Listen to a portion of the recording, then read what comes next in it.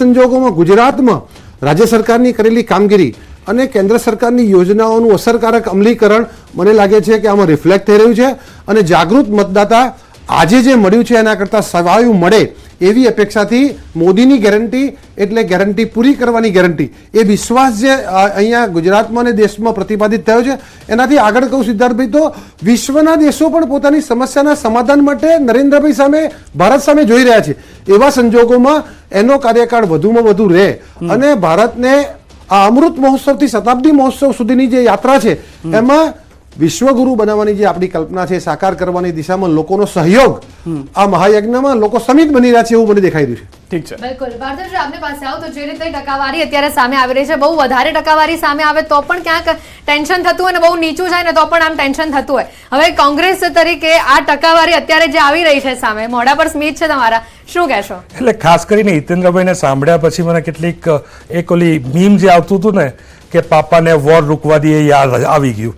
પાપા મણિપુર નહીં રૂકવા પાય, પાપા રોજગારી નહીં દે પાય, એ યાદ આવી ગયું. એટલે ખાસ કરીને જે મોદીની ગેરંટીની વાત કરે છે ત્યારે મોદીની ગેરંટીમાં પ્રજા પૂછે છે કે 15 લાખ રૂપિયાનું શું થયું, અમારા 2 કરોડ રોજગાર વર્ષે આપવાના હતા એનું શું થયું. એ ખેડૂતો પૂછે છે કે તમે 700 ખેડૂતોને મારી નાખ્યા દિલ્હીની સરહદ ઉપર, પણ અમારી જે આવક છે બમણી કરવાના હતા એનું શું થયું.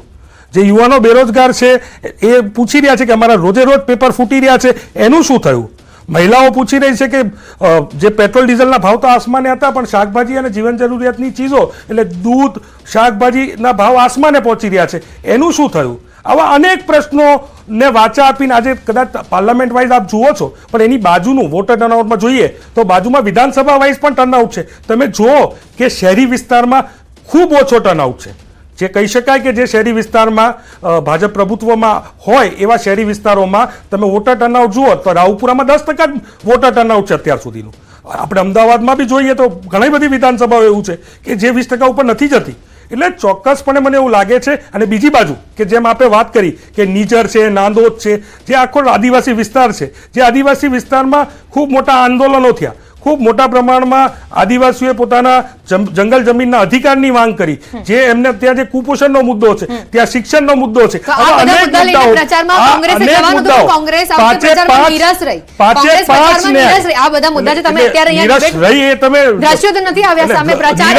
તમારું જજમેન્ટલ સ્ટેટમેન્ટ છે કે જજમેન્ટલ સ્ટેટમેન્ટ છે કે લાગે તમારો સવાલ છે. દેખીતું સવાલ છે કે જજમેન્ટલ સ્ટેટમેન્ટ દેખીતું સ્ટેટમેન્ટ છે કે પ્રચારમાં જજમેન્ટલ સ્ટેટમેન્ટ છે કે સવાલ છે. આટલા બધા મુદ્દા તમે જજમેન્ટલ સ્ટેટમેન્ટ છે. પાર્થિવરાજભાઈ ગયા છે એટલે જ બોલીએ છે ને એટલે જ અમારા તરફી મતદાન જ્યાં જ્યાં થવાનું છે ત્યાં વધારે મતદાન થઈ રહ્યું છે. સ્પષ્ટ બતાવે છે આંકડા.